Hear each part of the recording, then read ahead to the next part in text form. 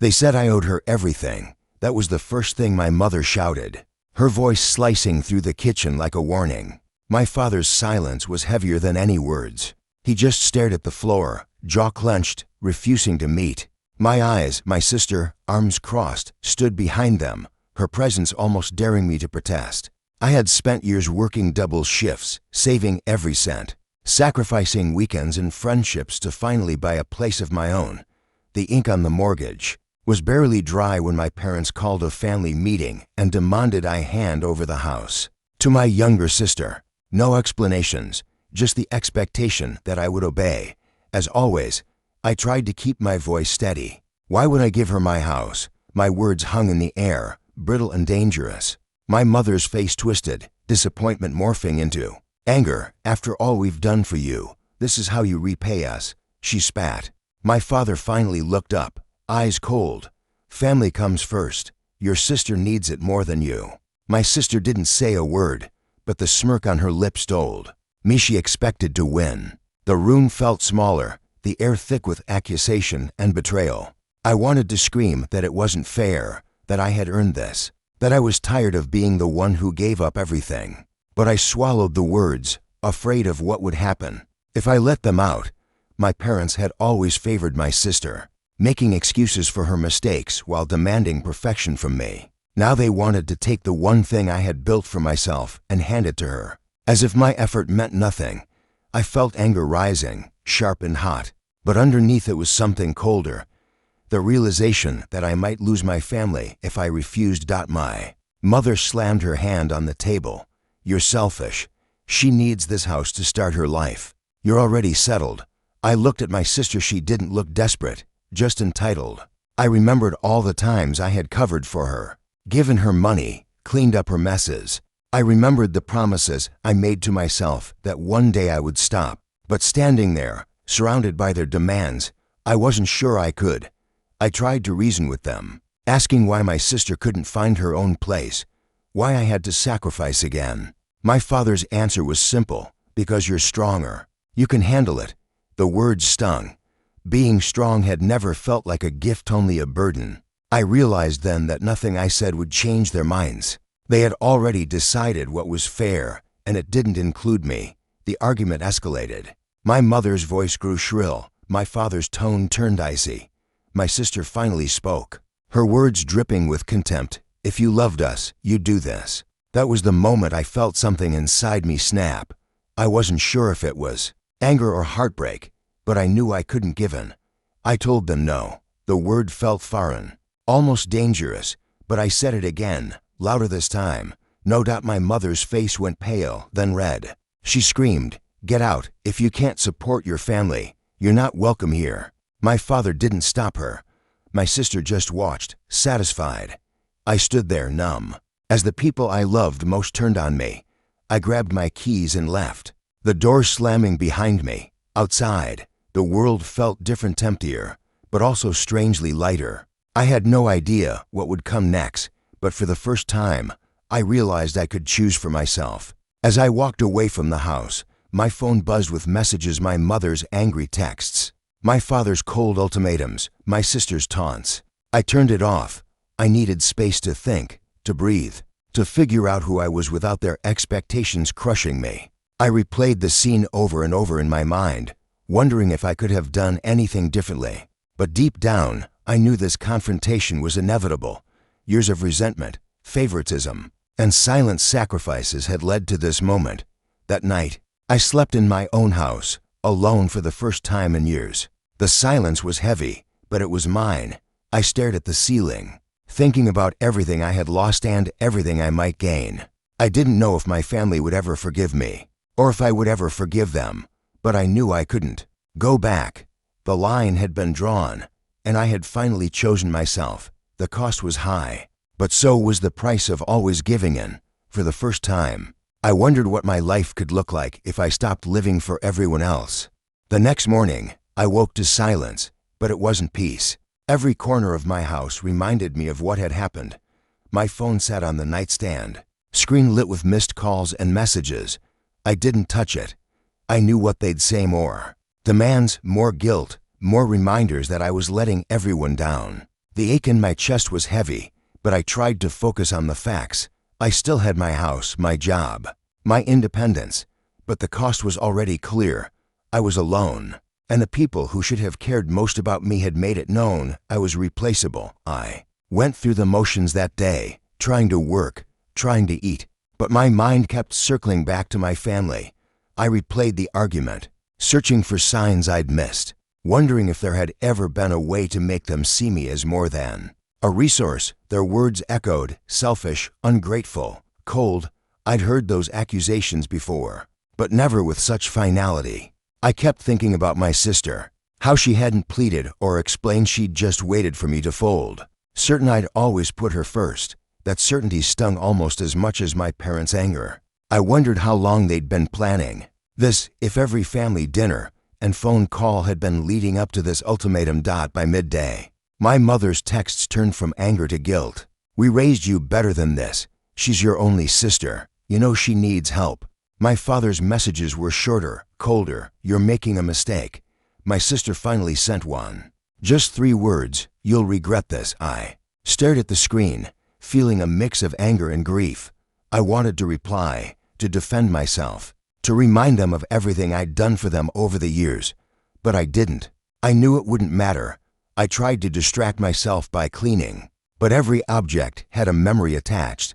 The couch where I'd crashed after late shifts, the kitchen table where I'd planned my future, the photos on the wall that now felt like evidence in a trial. I realized how much of my life had been about them pleasing, supporting, sacrificing. I wondered what it would mean to live for myself, but the idea felt foreign, almost impossible. My family's approval had always been my compass, even when it led me somewhere I didn't want to go. Late in the afternoon, I got a call from my aunt, someone who'd always been on the periphery of our family drama. She didn't ask what happened, she already knew. "You did the right thing," she said quietly. "They've always expected too much from you." Her words were a lifeline, a reminder that I wasn't completely alone. But even her support couldn't erase the guilt. I wondered if I was being stubborn, if I should apologize, if I should just give in to keep the peace. But then I remembered my mother's face, the way she'd looked at me like a stranger, and I knew I couldn't go back. That evening, I sat at the kitchen table, staring at the paperwork that proved the house was mine. I thought about everything it had cost me, years of saving, missed opportunities, friendships that faded because I was always too busy. I thought about the future I'd imagined, family gatherings, laughter, a sense of belonging. Now, all of that felt out of reach. I wondered if I'd ever feel at home again, or if this house would always be a reminder of what I'd lost. The messages kept coming, each one a fresh wound. My mother threatened to cut me off. My father warned me I'd regret my decision. My sister accused me of ruining her life. I tried to hold on to my anger, but grief crept in, slow and relentless. I mourned the family I thought I had, the parents I'd tried so hard to please, the sister I'd always protected. I realized I didn't just lose their approval, I'd lost the illusion that I could ever be enough for them. As night fell, I sat in the dark, phone turned off, heart heavy. I knew the days ahead would be harder. I'd have to face holidays alone, endure the silence that would replace our usual calls. Accept that I was now the outsider, but I also knew I couldn't undo my decision. For the first time, I'd chosen myself, and even though it hurt, I knew it was necessary. I didn't know what would come next, but I promised myself I wouldn't go back, not to the person who always gave in, not to the family who only loved me when I was useful. I went to bed that night with a sense of finality. The house was quiet, the world outside indifferent to my pain. I didn't sleep much, but when I did, I dreamed not of my family, but of a life where I could finally breathe. I woke up knowing the fight wasn't over, but I was still standing. That had to count for something. The days that followed were a blur of isolation and stubborn silence. I moved through my routines, but nothing felt normal. Even the smallest decisions, what to eat, when to leave for work, whether to answer my phone, felt loaded with consequences. My parents' messages shifted from anger to icy silence, and my sister's social media posts made it clear she was painting herself as the victim. Friends reached out, but I found myself pulling away, unsure how to explain what had happened. Without sounding bitter or broken. At work, I forced myself to focus, but my mind wandered. I kept replaying the confrontation, searching for a way I could have said something different, something that would have made them see me as more than a means to an end. But every memory ended the same way, with my mother's voice, sharp and final, telling me to get out. The words echoed in my head, making it hard to concentrate on anything else. I wondered if I was being unreasonable, if I was letting pride get in the way of family. But then I remembered the years of sacrifices, the times I'd been told to wait, to be patient, to put others first. This time, I had chosen myself, and the fallout was worse than I'd expected. I tried to fill the silence with distractions, music, television, cleaning, but nothing worked for long. The house felt emptier than ever, each room a reminder of what I'd lost. I caught myself staring at the door, half expecting someone to walk in and apologize, to say they understood. But no one came. The loneliness was sharp, but it was also honest. For the first time, I didn't have to pretend. I didn't have to smile through disappointment or hide my frustration. I was alone, but at least I was free from the endless cycle of giving and never receiving.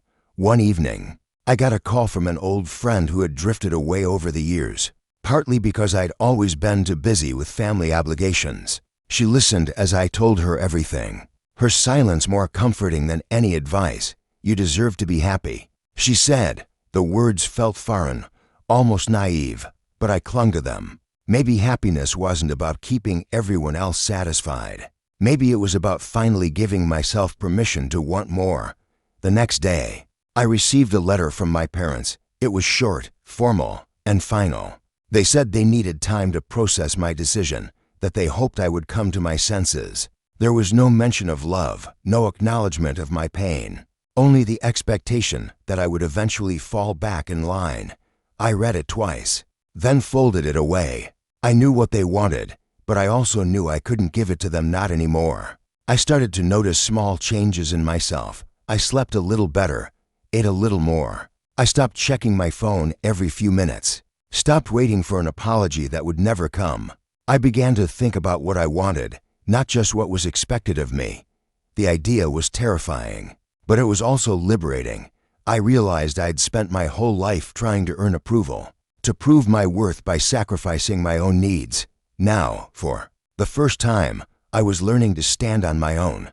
I began to reconnect with friends I'd neglected, to say yes to invitations I would have once turned down.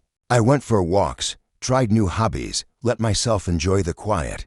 The guilt lingered, but it grew fainter with each passing day. I knew the road ahead would be long, that the wounds from my family's betrayal would take time to heal. But I also knew I was stronger than I'd ever given myself credit for. One night, as I sat alone in my living room, I realized I no longer felt like a guest in my own home.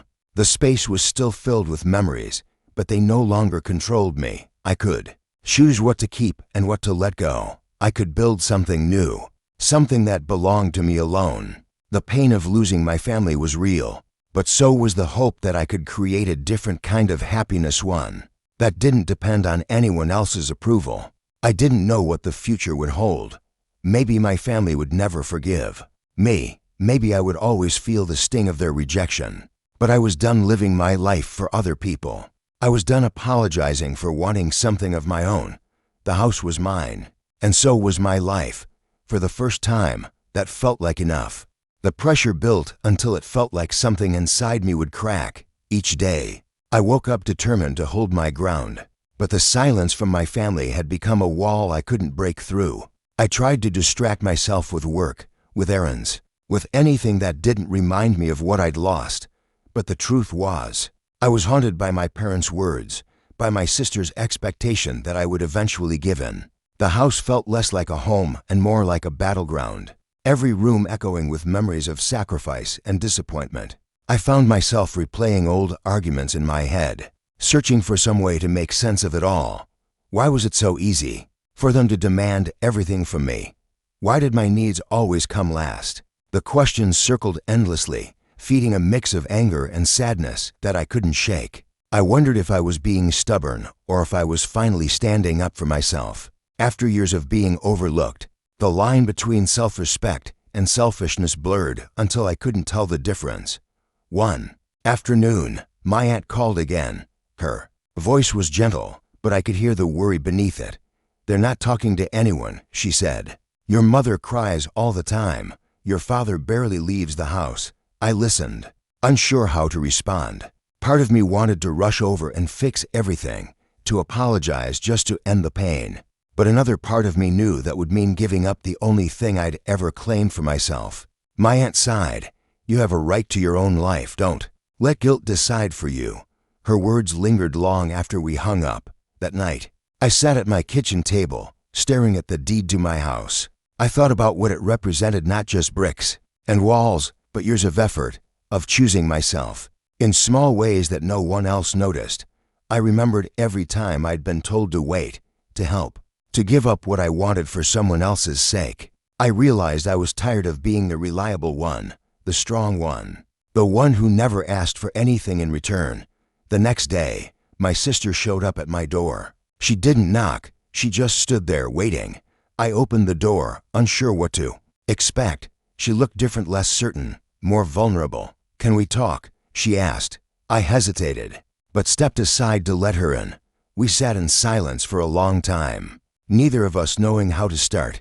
Finally, she spoke. "I didn't realize how much this meant to you. I just thought you'd always be there." Her voice cracked, and for the first time, I saw her not as the favored child, but as someone just as lost as I was. We talked for hours, about childhood, about expectations, about the roles we'd been forced into by our parents. She admitted she'd always envied my strength, my independence, even as she relied on it. I admitted I'd envied her freedom, her ability to ask for what she wanted without fear. The conversation was raw, painful, but honest in a way we'd never managed before. By the end, neither of us had answers, but we understood each other a little better. After she left, I felt a strange sense of relief. The tension hadn't disappeared, but it had shifted. I realized the real battle wasn't over the house. It was about being seen, being valued, being loved for who we were, not for what we could give. My parents' silence still hurt, but I understood now that their expectations were shaped by their own fears and disappointments. I couldn't change them, but I could choose how I responded. That night, I allowed myself to grieve not just for the family I'd lost, but for the years I'd spent trying to earn love that should have been unconditional. I let the sadness wash over me, knowing it was part of the process. I thought about the future, about rebuilding relationships on new terms, about finding peace even if forgiveness never came. For the first time, I felt a glimmer of hope. The pain was still there, but it no longer defined me. I was more than the sum of my sacrifices. I was learning, slowly, to live for myself. Weeks passed, and the ache of separation softened, replaced by a cautious clarity. I began to see my life as something I could shape, not just endure. The house was still mine, and with every day I spent within its walls, I felt less like an intruder in my own story. I started to rebuild, not just the routines of daily life, but the sense of self I'd lost 2 years of pleasing others. I reached out to friends I'd neglected, let myself accept invitations, and slowly allowed laughter to return. The guilt lingered, but it no longer controlled me. I was learning that choosing myself didn't mean I had to be alone forever. One afternoon, my aunt called again. She spoke carefully, asking how I was, sharing small updates about my parents and sister. There was no pressure, just gentle curiosity. She mentioned my mother had been quieter than usual, my father more withdrawn. My sister, she said, seemed lost without the certainty that I'd always be there to clean up the mess. I listened, unsure what to do with the information. Part of me wanted to reach out, to bridge the gap, but another part needed more time. I realized that reconciliation, if it ever came, would have to be on new terms, ones that honored my boundaries and my needs. 56. I spent time reflecting on what I wanted from my family, if anything. I thought about forgiveness, about whether I could let go of the anger and disappointment that had shaped so much of my life.